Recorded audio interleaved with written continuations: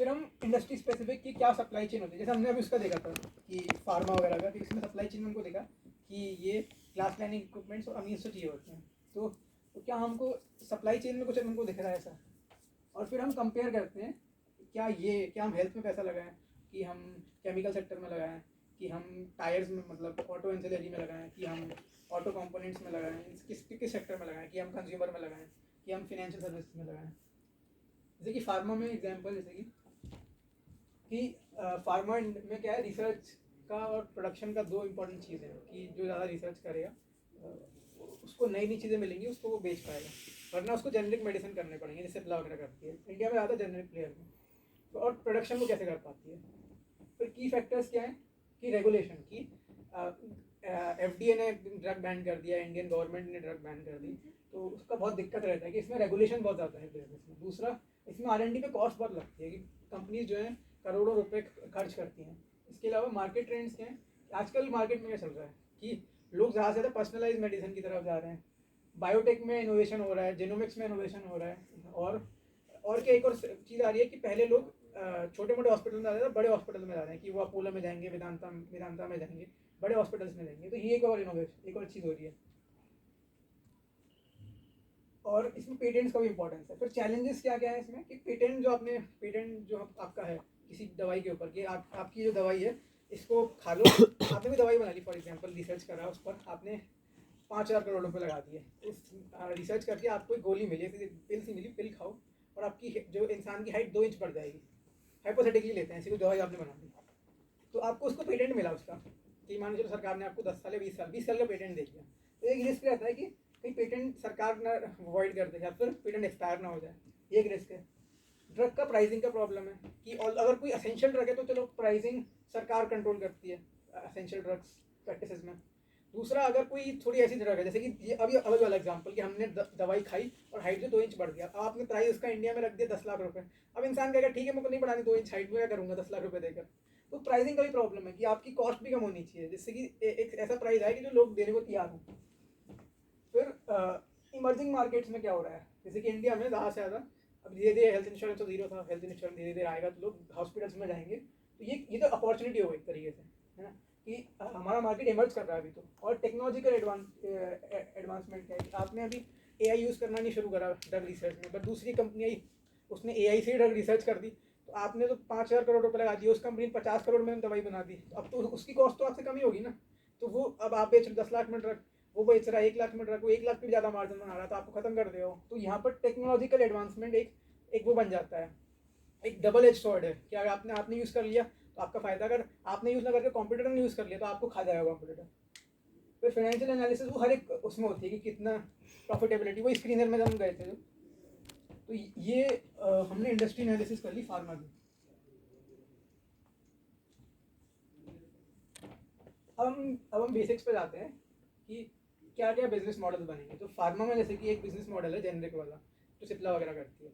दूसरा है API वाला, कि जो सॉल्ट्स बनाते हैं, जैसे कि आपका डिवी डिवीज लेबोरेटरी जो है वो API बनाती है, वो सॉल्ट बनाती है, वो फाइनल जो ड्रग नहीं बनाती। जैसे कि मैं उस पर फार्मा का बता देता हूँ, फार्मा में पहले इंग्रेडिएंट्स होते हैं, उससे एक इंटरमीडिएट बनता है, इंटरमीडिएट से हम API बनाते हैं जो सॉल्ट बनता है, जैसे कि जो डिवीज लेबोरेटरी बना रही है। वो जो सॉल्ट है, पैरासीटामोल सॉल्ट है, पैरासीटामोल को इस्तेमाल करके अलग अलग दवाइयों में डाला जाएगा, जिससे फाइनली फॉर्मुलेशन जो फाइनल दवाइयाँ हैं वो बनती हैं। अच्छा, मतलब मैं बता रहा हूँ ना, मैं सही बोल रहा हूँ ना, ठीक है, फाइनल फॉर्मुलेशन बनती है। जैसे कि मैनकाइंड फार्मा है तो वो फॉर्मुलेशन बना रहा है, जबकि जो आपका डिवीज लैब है, हाँ मैं मतलब एग्जांपल दे रहा हूँ, है ना, डिवीज लेबोरेटरी में API ज़्यादा बना रहा है, ठीक है। सो ये इसमें अलग एक और इसमें एक बिजनेस मॉडल बनता है CDMO वाला, कि कॉन्ट्रैक्ट डेवलपमेंट रिसर्च मैन्युफैक्चरिंग करके, CDMO है ना, हाँ वही वही, कि बाहर की कंपनीज ने रिसर्च करी, वो आपको यहाँ पर आउटसोर्स कर देती हैं मैन्युफैक्चरिंग करना, क्योंकि यहाँ पर सस्ता है। तो एक वो भी बिजनेस मॉडल बनता है। तो उसमें हमने अलग अलग बिजनेस मॉडल देखे, तो सबसे अच्छा बिजनेस मॉडल कौन से बन रहे हैं मेरे को सुनने में अच्छे लगते हैं, कि जहाँ पर थोड़ा सा रिस्क कम हो। रिस्क सबसे ज़्यादा कम किस में है? टेक्निकली सबसे ज़्यादा रिस्क कम है CDMO में। क्यों? क्योंकि रिसर्च किसी और ने करी, प्रोडक्ट उसको बेचना, सबको उसको करना, आपको बस मैन्युफैक्चर करना है उसके लिए, उसमें आपका मार्जिन बन जाएगा। इसको हम बोलते हैं कि royalty on somebody sales growth, की ग्रोथ किसी और की, तामझाम किसी और का है, उस पर आपने पैसा बना लिया उसकी ग्रोथ के ऊपर। तो इसको कहते हैं, बिजनेस में एक टर्म होता है parasite business, these are parasite business, किसी और की ग्रोथ पर खुद पैसा बनाना। एक और एग्जाम्पल, ये आपका कंजम्पशन में रिलेटेड सेक्टर में है, जो है वरुण बेवरेजेस। तो वरुण बेवरेजेस पेप्सी के लिए कॉन्ट्रैक्ट मैन्युफैक्चरिंग इंडिया में करती है, बॉटलिंग ऑपरेशन, और ये बॉटल्स बनाकर और ये फ्रिज जो बनाते हैं और इस पूरा जो डीलर नेटवर्क है पूरा वो वरुण बेवरेजेस देखता है। तो एक तरीके से जो इंटेलेक्चुअल कैपिटल है वो पेप्सी की है कि ब्रांडिंग वो करेंगे, सेल्स वो देखेंगे कैसे सेल्स करनी है, और जो उनका जो बेसिक जो है कि पेप्सी में कि ये इनका फॉर्मूला है वो सब उनका है। हमको खाली बस मैन्युफैक्चर करके रिटेलर्स तक पहुंचाना है सामान। तो ये एक तरीके से पेप्सी ग्रो करेगी तो हमारा फायदा हो जाएगा। तो ये होते हैं पैरासाइट बिजनेसेस। तो इस तरीके से हमने देखा सारे बिजनेस मॉडल कौन सा अच्छा लग रहा है, तो उसमें हमने देख लिया कि अच्छा ये सीडीएम वाला अच्छा है, क्योंकि इसमें क्या है कि रिस्क सबसे कम है। हमको कम रिस्क वाला बिजनेस देखना है जिसमें रिस्क कम हो, जिसमें प्रॉफिट ज़्यादा। अब जैसे कि अलग अलग प्राइसिंग स्ट्रैटेजी होती हैं, उससे अलग अलग बिजनेस मॉडल बनते हैं। ऐसे कुछ बिजनेस मॉडल्स होते हैं जो कि सब्सक्रिप्शन बेस्ड होते हैं, कि जैसे कि स्पॉटिफाई का पूरा सब्सक्रिप्शन बेस्ड बिजनेस मॉडल है। ई कॉमर्स का क्या है कि उनका बिजनेस मॉडल है कि सेल्स नहीं है उनका, वो चाहते हैं कि ज़्यादा से ज़्यादा लोग हमसे खरीदें, वो उनका पूरा है। ऑल्दो उनका प्रॉफिट उनका कम होता है उनका, बट अगर उनको क्या है कि अभी इनिशियली जब ई कॉमर्स ग्रो कर रहा है उनको मार्केट शेयर से मतलब है। फिर होता है कि फ्रेंचाइजिंग मॉडल्स, जैसे कि फॉर एग्जांपल मान्यवर जो है वो उनके स्टोर्स होते हैं, यहाँ पर वो शेरवानियाँ बेचते हैं, तो वो फ्रेंचाइज करते हैं वो, है ना। या फिर मैकडोनल्ड्स जो है फ्रेंचाइजी देता है, तो हर एक स्टोर को खुद चलाने जाएगा तो उसको स्केल करना मुश्किल हो जाएगा। बट अगर वो वहीं पर फ्रेंचाइजी दे देगा, फ्रेंचाइजी में अलग अलग मॉडल होते हैं, फोको और भी होता है। यहाँ पर एक होता है फ्रेंचाइजी ओन फ्रेंचाइजी ऑपरेटेड, फोफो। एक होता है फ्रेंचाइजी ओन कंपनी ऑपरेटेड, फोको। और एक होता है कंपनी ओन कंपनी ऑपरेटेड। तो 3 मॉडल्स निकल के आते हैं कि फ्रेंचाइजी कौन चला रहा है और कौन उसका कहते हैं ओन कर रहा है। तो जैसे कि फॉर एग्जांपल एक मॉडल हुआ कि जहाँ पर ओनर ने पैसा लगा दिया, जैसे कि मुझे बहुत पैसा है मेरे पास, बट मैं पता नहीं क्या करूँगी, तो मैंने मैकडोनल्ड्स की फ्रेंचाइजी ले ली फॉर एग्जांपल। तो मैकडोनल्ड्स ने बोला कि चलाएंगे तो हम ही, है ना, आप तो खाली ये फ्रेंचाइजी फीस दे दो और मजे लो अपना, आपको रिटर्न मिलते रहेंगे, है ना। तो ये हो गया फ्रेंचाइजी ओन्ड कंपनी ऑपरेटेड, जहाँ पर मैकडोनल्ड्स ऑपरेशंस कर रही है। एक होता है कि कंपनी ओन कंपनी ऑपरेटेड, कि फ्रेंचाइज की ओन भी कंपनी करती है और ऑपरेट भी स्टोर को कंपनी करती है। जैसे कि जूडियो का क्या रहता है, कंपनी ओन कंपनी ऑपरेटेड, कि टाटा ही ओन करता है वेस्ट साइड वाले और वही चलाते हैं स्टोर को। एक होता है इनका वाला मॉडल मान्यवर का, कि फ्रेंचाइजी ओन फ्रेंचाइजी ऑपरेटेड, कि फ्रेंचाइजी ही ओन करती है, वो पैसा लगाती है और चलाती भी वही है बिजनेस को। तो मान्यवर वाले खाली स्टॉक दे देते हैं उनको कि ये तो शेरवानियाँ हैं, हम मार्केटिंग कर देंगे, हम आपको स्टॉक दे देंगे, बाकी बेचने का काम आप करते हैं। सो ये 3 अलग अलग मॉडल्स होते हैं। हर एक बिजनेस मॉडल की अपनी अपनी वीकनेस होती है, अपनी अपनी स्ट्रेंथ होती है, तो वो हमको पता होनी चाहिए। और इसी में कुछ इनोवेशन करके, बिजनेस मॉडल में ही इनोवेशन करके कुछ होता है। जैसे कि टाइटन का एग्जांपल लेते हैं, वो कैरेट लेन वाली चीज़। दूसरा उन्होंने क्या किया, एक और इनोवेशन उन्होंने क्या किया कि बाकी अगर कोई ज्वेलरी में होगा उसको पता होगा कि इन्वेंट्री गेन्स और इन्वेंट्री लॉस बहुत होता है ज्वेलरी में बेसिकली, क्योंकि इन्वेंट्री आपकी सोना है और सोना का प्राइस डेली चेंज हो रहा है। तो फॉर एग्जाम्पल आज 50,000 रुपये का सोना चल रहा है 10 ग्राम, कल को कुछ हुआ और सोना कुछ पुतिन का दिमाग सटिया गया, उसने यूक्रेन पर बॉम्ब मार दिया, उससे सोने का प्राइस बढ़ गया, तो 50,000 से 60,000 रुपये हो गया, 70,000 रुपये हो गया। तो एक दिन में 20,000 रुपये बढ़ना पॉसिबल है ना, 10 ग्राम। तो फॉर एग्जांपल पहले आपके पास आपकी जो इन्वेंट्री उसमें 10 किलो का सोना पड़ा हुआ, तो उसका कॉस्ट था 50 करोड़, अब वो 70 करोड़ हो गया। तो इसको कहते हैं इन्वेंट्री गेन, की आपने कुछ नहीं किया, वो इन्वेंट्री गेन हो गया कि सोने का प्राइस बढ़ गया, आपका फायदा हो गया, है ना। दूसरा उसका उल्टा भी होता है, इन्वेंट्री लॉस, की सोने का प्राइस अभी ये गवर्नमेंट ने इसमें ये बजट में ये अपनी इंपोर्ट ड्यूटी कम कर दी गोल्ड की, उसकी वजह से सोने का दाम 10% रातों रात गिर गया, उसकी वजह से आपका लॉस हो गया। अब टाइटन ने क्या किया कि हम क्या बिजनेस कर रहे हैं, हमारा बिजनेस है ज्वेलरी बनाना, हमारा बिजनेस है सोने के ऊपर ये सट्टाबाजी करना नहीं है कि कल इसका प्राइस बढ़ेगा घटेगा फिर तो हम ट्रेडिंग कर लेंगे हम MCX के ऊपर, हम ये क्यों कर रहे हैं। उन्होंने दिमाग लगाया उस समय कि हम क्या करते हैं कि सोने को ना हम फ्रेंचाइज वो करते हैं, लीज ऑन गोल्ड करते हैं, कि हम गोल्ड को लीज पे लेकर आएंगे, हम खुद का पैसा नहीं लगाएंगे। उससे क्या हुआ, एक तो उनका पैसा बिजनेस में लगना कम हो गया, आपका बिजनेस कैपिटल लाइट हो गया। तो जो एक अगर किसी बिजनेस ओनर से बात करोगे तो समझ में आएगा कि जो बिजनेस है जिसमें ऐसा बिजनेस चाहिए जहाँ पर पैसा कम लगे आपका, क्योंककि और जो पैसा जल्दी जल्दी घूमे। तो उसने क्या करा, ये लीज ऑन गोल्ड करके, अब उसको क्या है कि उसको गोल्ड की ना प्राइस की टेंशन है ना उसको कैपिटल लगाने की टेंशन है। अब जैसे ही सोना आया उसने ज्वेलरी बनाई, मान के चलो कंगन बना दिया उसने सोने के, तनिष्क के स्टोर पे बेच दिया उसने, है ना। जब उसने बेचे तो उसने सोने का प्राइस दे दिया और पहले से फिक्स करा दिया लीज ऑन गोल्ड में। तो लीज वाली कंपनी को जब बिक गया सामान तो उसने दे दिया, साथ में थोड़ा सा इंटरेस्ट भी दे दिया। उससे क्या हुआ, तनिष्क को एडवांटेज मिला कि उसको कैपिटल कम लग रही है, अब वो तेजी से नए जो कैपिटल उसको पहले इन्वेंट्री में फंसा के रखनी पड़ती थी, अब उस कैपिटल को यूज़ करके वो नए नए स्टोर खोल सकते हैं। कि अगर आज बांद्रा में एक स्टोर है, तो कल को पुणे में आके बांदेर में एक स्टोर खोल दिया उन्होंने उसी पैसे से, वरना उस पैसे पहले इन्वेंट्री में लगा देते गोल्ड में। तो ये हुआ इनोवेशन इन बिजनेस मॉडल, जहाँ पे उनकी मैनेजमेंट ने दिमाग लगा के ये कुछ निकाला। तो फिर हमको ये देखना होता है कि क्या इनोवेशन कर रही है कंपनी, कुछ बिजनेस मॉडल में ऐसा कुछ कर रही है कि जिससे कुछ फ्यूचर उसका कुछ बनता है।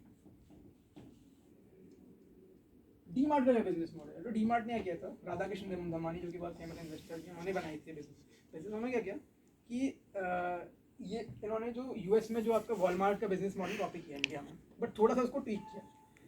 उसका सेम चीज़ करना चाह रहे थे हमारे फ्यूचर ग्रुप के। फ्यूचर ग्रुप बेसिकली बिग बाज़ार के जो हैं, क्या नाम है उनका, चलो जो भी नाम है भूल गया। तो बिग बाज़ार भी इंडिया में आया था, वो भी अच्छा कर रहा था। बिग बाज़ार एंड में बंद हो गया कोविड के दौरान। इसका रीज़न था कि ये जो हमारे फ्यूचर ग्रुप वाले दमानी जी थे, उन्होंने क्या किया, सॉरी फ्यूचर ग्रुप वाले नहीं, हमारे डी मार्ट के दमानी जो थे, तो उन्होंने दिमाग लगा के ऐसा किया कि हम ना कॉन्सेंट्रिक सर्कल्स की स्ट्रैटेजी बनाएंगे। हम क्या करेंगे कि हमने एक स्टोर खोला, जैसे कि पुणे के बानेर में। ऐसा नहीं है कि हम कल को उठ के दिल्ली में स्टोर खोल लिया, नहीं, हमने पुणे के बानेर में खोला। अच्छा, तो हम क्या करेंगे कि अगला स्टोर शिवाजी नगर में खोल लेंगे। क्यों, अब पास पास में स्टोर होंगे तो क्या होगा इनके बीच में कि कुछ सामान इधर का मैं इधर ट्रांसफर कर दिया, एक तरीके से ऑपरेशनल कॉस्ट मेरी कम हो जाती है। अगर पास पास में होते हैं तो सिनर्जी बन जाती है। साथ में मार्केटिंग करनी है तो वो कॉमन हो गई कि अगर बानेर में हो रही है तो बानेर का कस्टमर शायद वहाँ चला गया, शिवाजी नगर कस्टमर यहाँ आ गया, तो रिसोर्सेज शेयरिंग हो गई। बट जो बिग बाजार था वो उल्टा करता था। वो एक स्टोर उसने खोला मुंबई में, दूसरा खोल लिया बैंगलोर में, तीसरा खोल लिया दिल्ली में, चौथा खोल लिया कोलकाता में, उसको कुछ पता ही नहीं है उसका। तो उसने हर जगह रायता फैला दिया एक तरीके से। तो ये इनोवेशन लेकर आया कि बिजनेस मॉडल तो कॉपी कर लिया था उन्होंने कि उन्होंने देखा यूएस में वॉलमार्ट की किताब पढ़ी थी राधा कृष्ण दमानी ने, उन्होंने देखा कि हम ये सेम चीज़ इंडिया में करेंगे, उनके पास पैसा था उन्होंने कर लिया। बट सेम चीज़ और भी लोग करने आए, लेकिन उन्होंने दिमाग नहीं लगा पाया, जो कि इन्होंने लगा लिया। दूसरा ये क्या था कि प्रॉफिट पे चलते थे कि जितना प्रॉफिट है उतना ही ग्रो करेंगे, ऐसा नहीं दुनिया भर की हमने कर्ज इकट्ठे करके हम उससे ग्रो कर रहे हैं। तीसरे इन्होंने क्या चीज़ करी एक और, कि ये क्या करते थे कि ये उस टाइम पर 80s के टाइम पर इन्होंने कहा कि स्टोर खरीदते थे, ये रेंट नहीं करते थे। अब खरीदने से क्या फ़ायदा हुआ, 80 में स्टोर सस्ते थे जब रियल एस्टेट सस्ती थी। अब रियल एस्टेट बढ़ गई तो रेंट्स बहुत बढ़ गए, तो इनको एक एडेड एडवांटेज मिल गया कि कॉस्ट अपने आप में कम हो गई, क्योंकि इनके स्टोर उनके खुद के हैं, तो उनको रेंट नहीं देना पड़ रहा। तो आज अब ये स्ट्रेटेजी उल्टी भी चल सकती थी। अगर मान के चलो इंडिया में ये रियल एस्टेट बूम नहीं आया होता पिछले 40 साल में, तो कोई फ़ायदा नहीं होता। फिर तो उल्टा क्या कहते हैं फ्यूचर ग्रुप अच्छा कर जाता। बट क्योंकि उन्होंने देख लिया एक तरीके से, वो विजनरी थे, उन्होंने देखा कि भाई इंडिया में रियल एस्टेट में बूम आएगा तो हम क्यों ना स्टोर खुद के खरीद लेते हैं, तो उससे हमारा रेंट बच जाएगा हमारा। तो उस चक्कर में एक कॉम्पिटेटिव एडवांटेज डीमार्ट को मिल गया कि औरों को रेंट भरना पड़ रहा है, मुझे रेंट नहीं भरना पड़ रहा। जैसे ही मैं ज़रा दाम कम करता हूँ, मेरी तो कॉस्ट कम पड़ रही है, मेरे तब भी मैं प्रॉफिट बना लूँगा, बस सामने दूसरे वाला लॉस में आ जाएगा, वो बंद कर देगा अपना काम।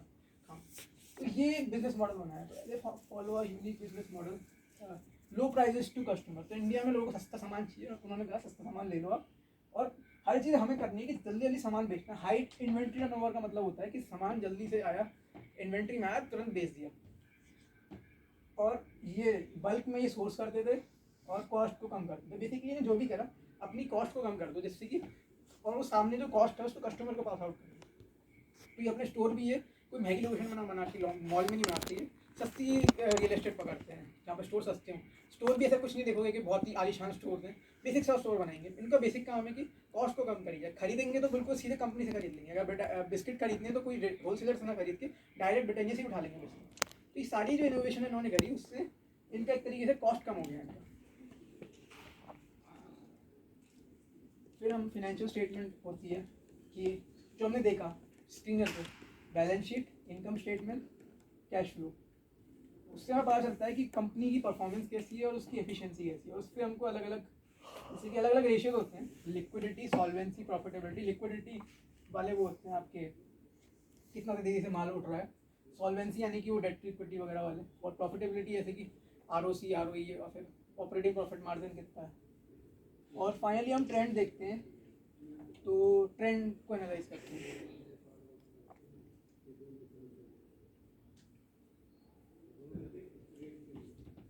सो जैसे कि ये लिक्विडिटी रेशियो का एग्जांपल होगा, ये DSO। तो ये देखता है revenue per day, average accounts receivable को डिवाइड करता है, revenue per day divide by average account receivable. इसी तरीके से एक और रेशियो होता है क्विक रेशियो। एक होता है करंट रेशियो। करंट रेशियो में हम लाइबिलिटी को एसेट से डिवाइड कर देते हैं। तो ये हमको दिखाते हैं कि इतना ज़्यादा लिक्विड है business कि अगर लाइबिलिटी कम है और एसेट ज़्यादा है तो ये रेशियो कम हो जाएगा, तो उतना अच्छा है, क्योंकि एसेट ज़्यादा है इसका मतलब कि बिजनेस लिक्विड चल रहा है। सॉल्वेंसी जैसे कि रेशियो हो गया, जैसे कि आपकी डेट टू इक्विटी हो गया, और प्रॉफिटेबिलिटी जैसे कि रिटर्न ऑन इक्विटी, और gross profit margin. Gross profit margin का मतलब हुआ जैसे कि फॉर एग्जांपल आप जलेबी बेच रहे हो, आपने अपनी दुकान में 100 रुपये की जलेबी बेची, तो ये जो आपका जो चाशनी, आपका चीनी और ये जो मैदे का जो भी खर्चा हुआ, आपका तेल का खर्चा, तो फॉर एग्जांपल 30 रुपये हुआ, तो 70 रुपये आपका ग्रॉस प्रॉफिट हुआ, तो आपका ग्रॉस प्रॉफिट मार्जिन हुआ 70%।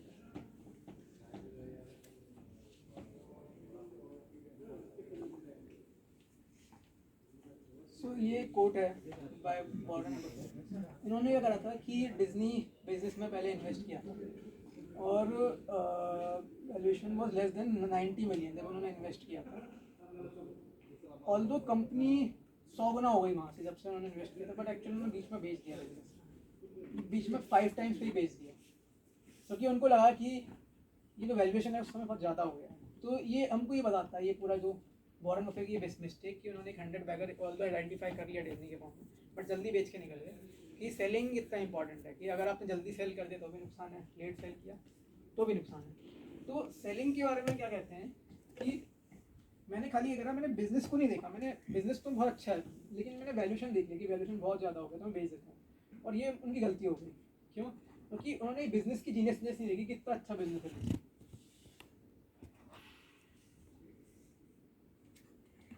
तो ये है परमिसेबल ग्रोथ रेट जो कि कंपनी कर सकती है, जो होता है retention ratio multiply by R. इसका मतलब बेसिकली मैं बताता हूँ, जैसे कि कंपनी की आरओई है 20%, तो जो maximum growth without diluting it